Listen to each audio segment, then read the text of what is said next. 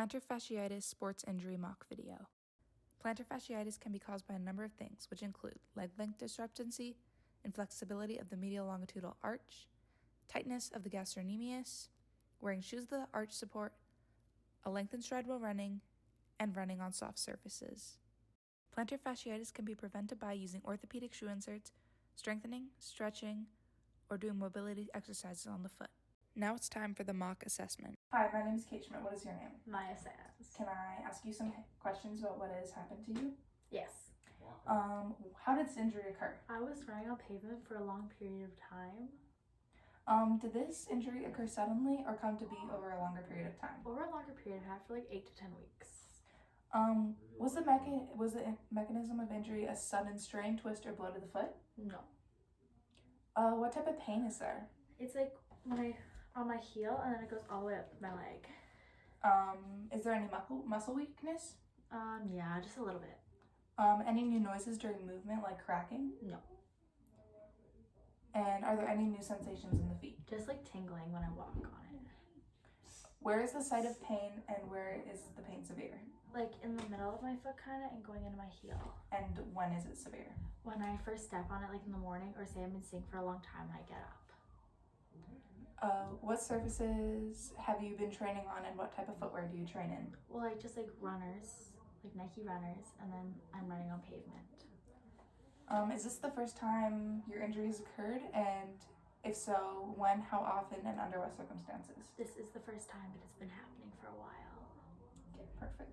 During observation, we are looking to see if the athlete is favoring the foot, walking with a limp, or is unable to bear weight on the injured foot. We are also checking for wear patterns on the soles of the shoes and symmetries between the two shoes. Do you have permission to touch you? Yes. Okay, so during observation, we are looking for any signs of, for any signs of swelling or discoloration or deformities anywhere in this area. And we're also checking to see if she has a high arch or a flat foot, which she has a flat foot. So now during our foot assessment, we are going to be looking for palpation, which we are going to first be looking at the bony structures of the foot. And I'm gonna first start with her heel. I'm gonna go move around to the back. It's there. Hurts there? Yeah. And then I'm gonna go up again and we're gonna go look at her arch to look at the muscles and tendons underneath there. And then we're also going to look at the dorsal pedal pulse, which is on top of the anterior surface of the ankle, and it's going to be checked for normal circulation to make sure that all the circulation is good around her foot. Management of plantar fasciitis requires an extended period of treatment. Stretching out the heel cord should be done along with exercises to stretch out the plantar fascia and the arch. Arch taping allows for pain-free ambulation. Orthotic therapy is also useful in treatment of plantar fasciitis. So next we are going to talk about the PEER principles, and right after your injury you should apply pressure immediately with a tensor bandage or a pressure pad, or we can also use a heel pad. Compression is very important for the management of swelling and for the inflammation response, which you did have swelling. Next is ice, and ice is applied immediately after the injury for 10 to 20 minutes on your heel or on your arch.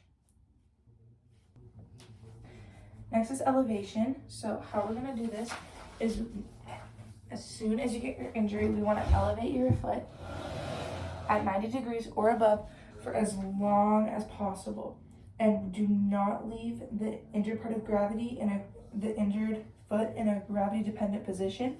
So don't have it too high up or else you'll lose blood flow. So try to keep it 90 or below. And we can also place cushions underneath to keep the leg elevated overnight so you can sleep with it. So the next element of the PEER principle is restrictive function, which means we want to get you back into sport as quickly and safely as possible, which means you're going to introduce yourself back into running or walking very slowly. So you're going to walk for 5 to 10 minutes a day, and then you're going to walk for 10 to 15 and keep going and gradually until you can walk for as much as you should be walking during the day, and then you can introduce yourself back into jogging or running